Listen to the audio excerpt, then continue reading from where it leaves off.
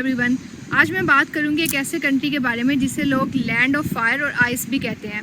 मैं बात कर रही हूँ आइसलैंड की। ये एक नॉर्डिक कंट्री है और अपनी नेचुरल ब्यूटी, क्वालिटी, एजुकेशन और नॉर्दर्न लाइट्स के लिए फेमस है। अगर आप कोई ऐसा कंट्री चूज़ करना चाहते हैं जिसके नॉर्थ, साउथ, ईस्ट, वेस्ट चारों साइड पे समंदर लगता हो और आप बीचेस पसंद करते हैं तो ये कंट्री बेस्ट है आपके लिए मूव करने के लिए फ्रॉम पाकिस्तान टू आइसलैंड। अब मैं मूव करती हूँ नेक्स्ट स्टेप पे, इसकी एजुकेशन सिस्टम के बारे में और यूनिवर्सिटीज़ के बारे में बात करते हैं हम। सबसे पहले एजुकेशन सिस्टम की मैं बात करूँ तो आइसलैंड का एजुकेशन सिस्टम बहुत हाई है क्योंकि इनका जो मेन फोकस है वो मरीन और इन्वायरमेंटल साइंसेस पे है और पाकिस्तान में काफ़ी ऐसे स्टूडेंट्स हैं जिन्होंने बैचलर्स किया हुआ है इन्वायरमेंटल साइंसेस में, तो उनके लिए बेस्ट अपॉर्चुनिटी है आइसलैंड जाने के लिए। लोग आइसलैंड से थोड़ा सा घबरा जाते हैं आइसलैंड नेम सुन के कि शायद वो बहुत ठंडा होगा, तो ऐसा नहीं है। सेम जैसे ग्रीनलैंड है या यूरोप के बाकी नॉर्थ कंट्रीज़ हैं, स्वीडन, डेनमार्क, नॉर्वे, उसी तरह यहाँ पे भी उतना ही क्लाइमेट चेंज होता है, उतनी ठंड आती है, इससे ज़्यादा ठंड नहीं होती, तो आप जा सकते हैं। अब बात करते हैं इसके एजुकेशन सिस्टम की, तो यहाँ की यूनिवर्सिटीज़ जो हैं, पब्लिक यूनिवर्सिटीज़ भी हैं, प्राइवेट यूनिवर्सिटीज़ भी हैं। सबसे पहले मैं बात करूँगी पब्लिक यूनिवर्सिटीज़ की, तो पब्लिक यूनिवर्सिटी जो है ट्यूशन फ्री है, वहाँ कोई ट्यूशन फ़ी नहीं है, लेकिन रजिस्ट्रेशन फ़ी होती है साल में एक बार जो 250 यूरो से 600 यूरोस तक हो सकती है, जो आपको सिर्फ वन टाइम पे करनी है। उसके बाद प्राइवेट यूनिवर्सिटीज़ की अगर मैं बात करूं तो प्राइवेट यूनिवर्सिटी की फ़ी थोड़ी सी ज़्यादा है क्योंकि एक साइड पे बिल्कुल ज़ीरो फ़ी है और दूसरी साइड पे फ़ी है, तो वो थोड़ी सी ज़्यादा ही लगती है, बट एज सच इतनी ज़्यादा भी नहीं है। 4000 to 8000 यूरोस जो in comparison to UK, Australia, Canada बहुत रीज़नेबल है।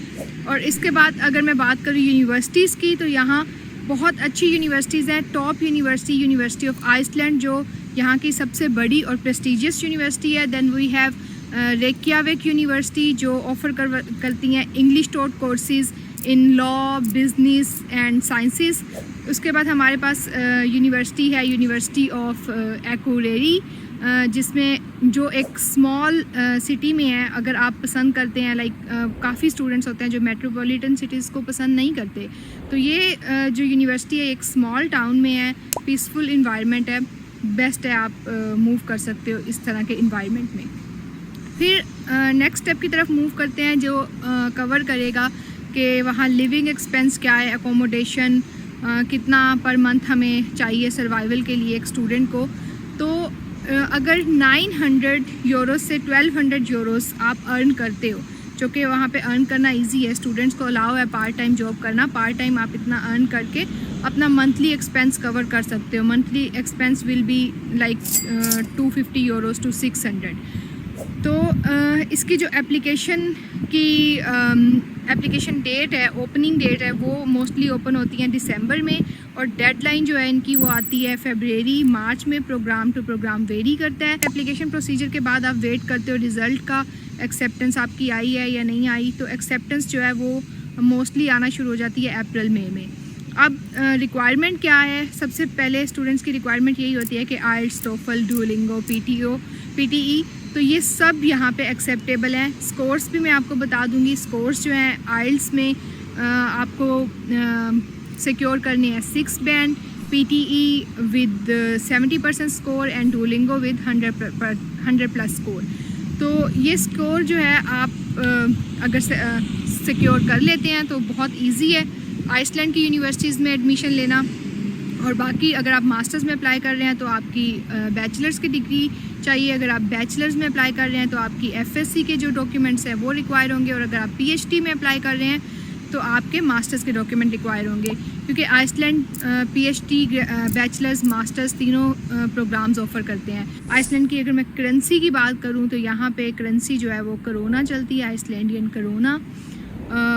उसी में ही आपको जो सैलरी है वो भी आपको उसी में मिलती है। और आप यूरोस भी यूज़ कर सकते हैं, बट प्रेफरेबली करोना यूज़ होती है, तो इतना कोई इशू नहीं है। सच हर कंट्री की, यूरोप की हर कंट्री की अपनी डिफरेंट करेंसीज़ हैं।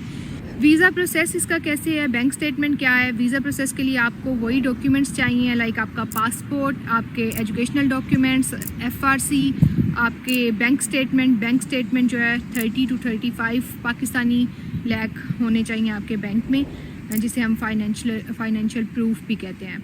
तो ये डॉक्यूमेंट्स होंगे, आप वीज़ा अप्लाई कर सकते हो। 2 to 4 वीक्स में आपका डिसीजन आ जाता है। वीज़ा के बाद आप मूव कर सकते हो, अगर आपकी एक्सेप्टेंस आती है तो आप आइसलैंड मूव कर सकते हो। बहुत अच्छा कंट्री है। इस वक्त 2026 में स्टूडेंट्स बाहर मूव करने का सोच रहे हैं, तो आप अप्लाई करें, हर जगह अप्लाई करें। अगर आपको आइसलैंड एक अपॉर्चुनिटी मिल रही है आइसलैंड जाने की, तो वाई नॉट, आप जाएं आइसलैंड, अपना करियर स्टार्ट करें।